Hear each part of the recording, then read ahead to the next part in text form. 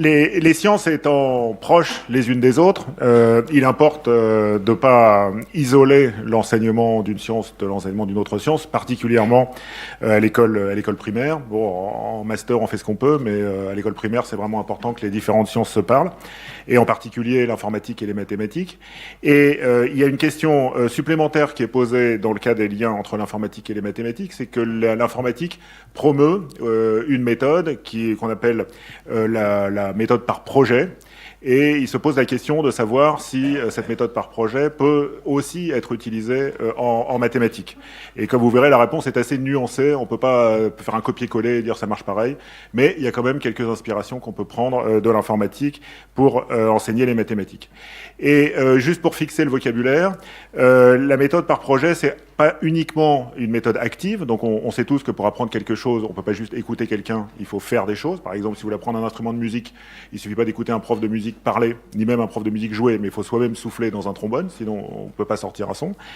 Et mais l'éducation par projet, ça va un petit peu au-delà. Et la manière que j'ai de la définir, alors avec un exemple qui n'est pas tout à fait adapté à l'école primaire, c'est si vous demandez à un étudiant, mettons de L2, vous lui demandez de démontrer que la fonction sinus est continue et qui donne une démonstration parfaite, il mérite 12 sur 20.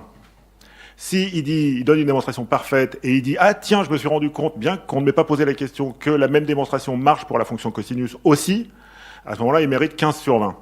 Et s'il dit « Mais j'ai aussi essayé de montrer que la fonction tangente était continue, mais là, ça marche pas, et voilà pourquoi », à ce moment-là, il a enfin répondu à nos attentes. Donc nos attentes ne sont pas juste qu'il fasse quelque chose, mais qu'en quelque sorte, il se saisisse de la question qu'on lui a posée pour la transformer et pour aller au-delà. Et donc c'est ça qu'on appelle l'éducation par projet.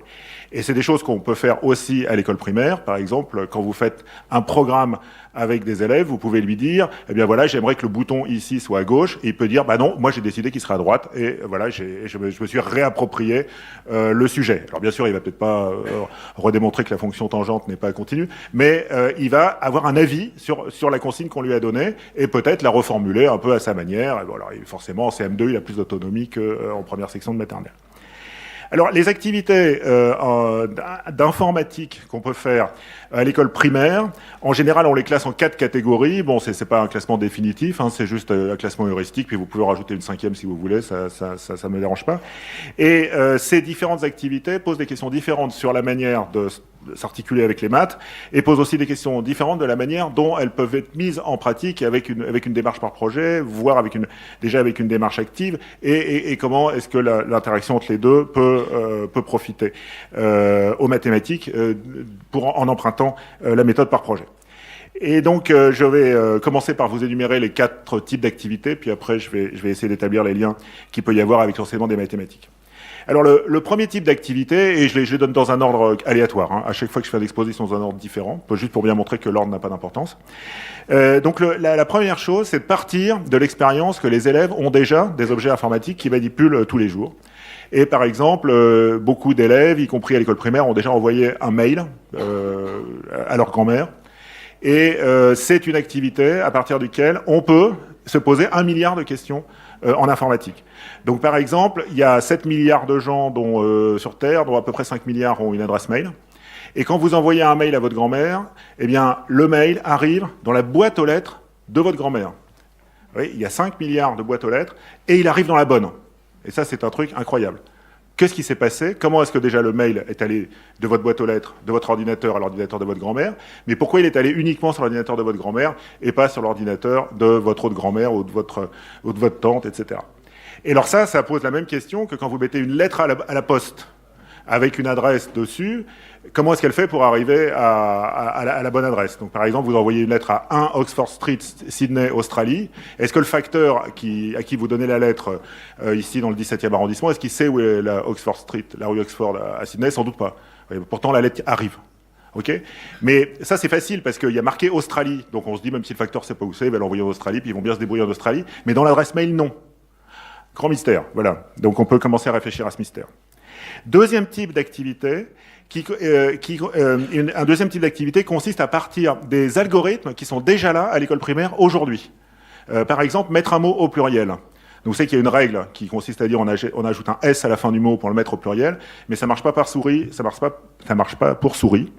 Des souris, ça s'écrit avec SS à la fin. Ça marche pas pour cheval, mais ça marche pour chacal. Mais ça marche pas pour hibou, et ça marche pour d'autres mots.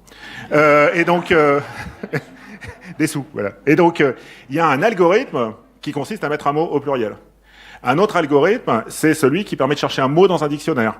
Donc si vous cherchez le mot Zythum, Z-Y-T-H-U-M, c'est une sorte de bière, il y a un premier algorithme qui consiste à ouvrir le dictionnaire à la première page, puis vous comparez. Si c'est pas là, vous ouvrez le dictionnaire à la deuxième page, vous comparez.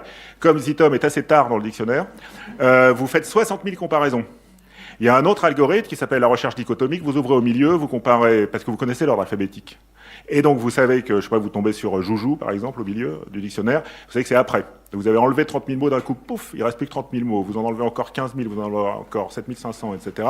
En 16 comparaisons, vous avez résolu le problème. 60 000 dans le premier cas, 16 dans le deuxième. Ça, c'est des algorithmes que les élèves connaissent déjà et il faut leur ouvrir les yeux sur le fait, regardez, ça, c'est des algorithmes, c'est des recettes de cuisine qui permettent de résoudre un problème de manière systématique sans se poser la question à chaque fois de savoir comment on va le résoudre.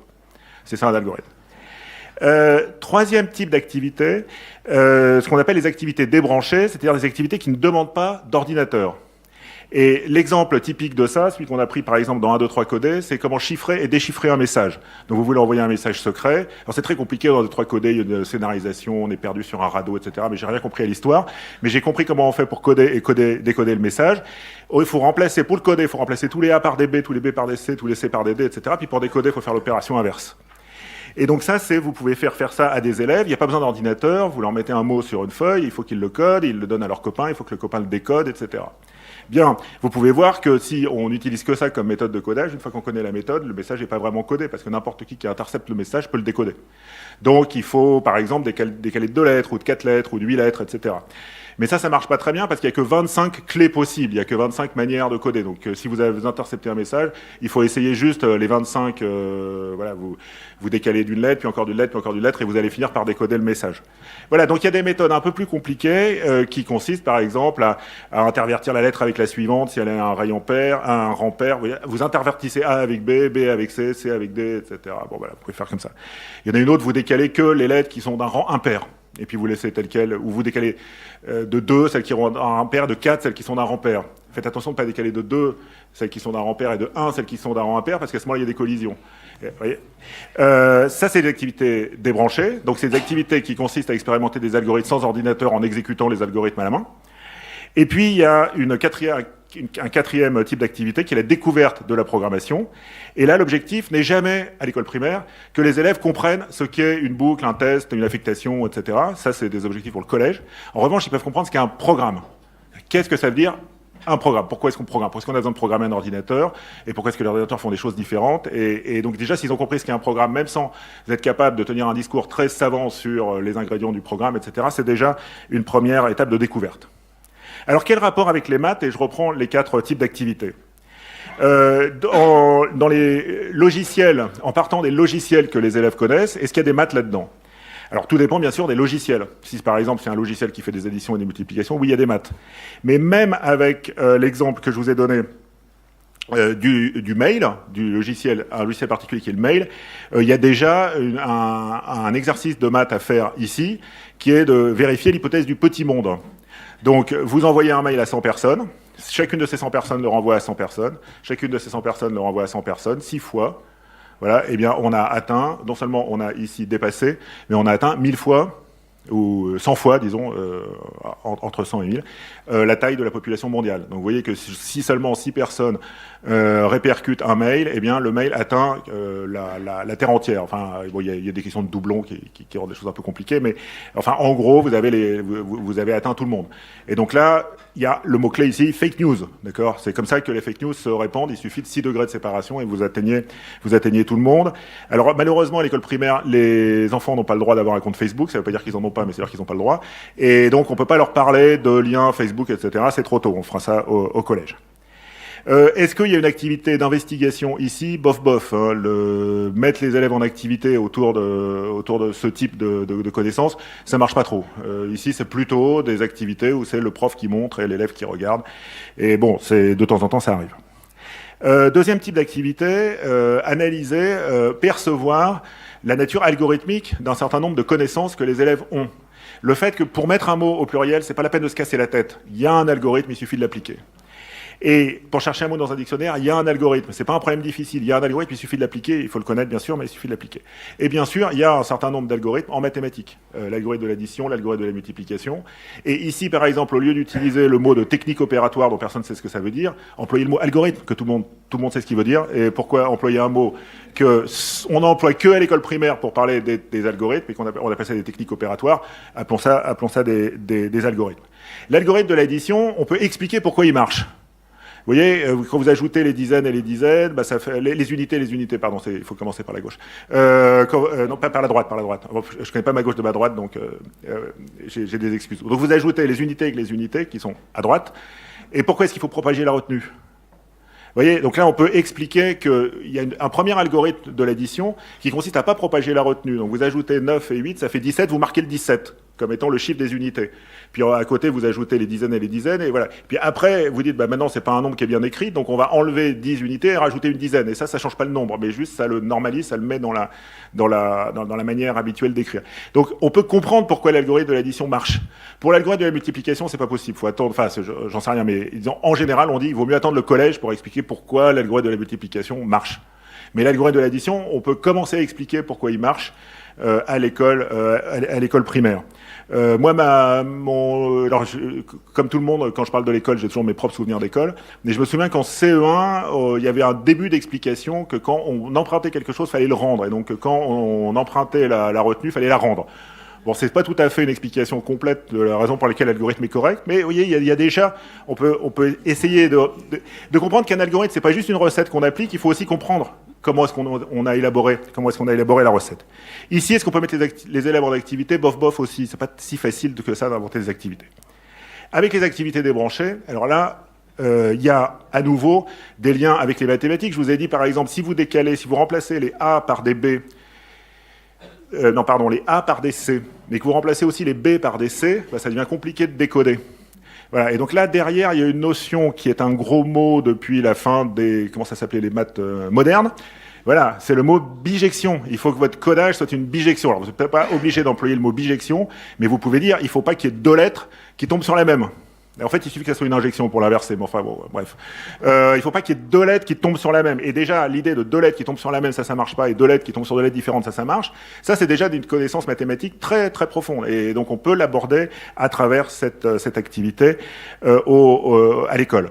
De la même manière, si vous décalez les lettres impaires de 2 et les lettres paires de 4, et je vous laisse montrer que c'est une bijection, vous pouvez introduire pair-impair. La notion de pair-impair, elle peut servir à inventer des algorithmes. Si vous décalez les lettres paires de -1 et les lettres paires de 1, ce qui veut dire permuter le A et le B, permuter le B et le C, vous voyez, ça marche aussi. Et là, vous pouvez travailler pair-impair. Puis si pair-impair vous suffit pas, vous pouvez faire ça modulo 3. Ça c'est compliqué, parce qu'en plus, le nombre de lettres n'est pas divisible par 3 dans l'alphabet. Mais enfin bon, c'est un point... Et donc là, en revanche, là, il y a des méthodes d'investir. Vous pouvez laisser les élèves partir en live sur une proposition eux-mêmes d'algorithmes de chiffrement. Et la plupart du temps, ils vont produire des algorithmes qui vont pas marcher. Donc il faut qu'ils produisent un algorithme pour chiffrer, un algorithme pour déchiffrer, qu'ils se mettent d'accord, ensuite vous leur donnez le message, il y a un élève qui chiffre, il y a l'autre qui déchiffre, il faut que ça marche. Vous voyez, mais alors là, on peut passer des heures et des heures à ce qu'ils inventent des algorithmes, tous plus délirants les uns que les autres, et de temps en temps, ça va marcher. Et il faudra essayer de comprendre pourquoi ça marche dans certains cas et pas dans d'autres, etc.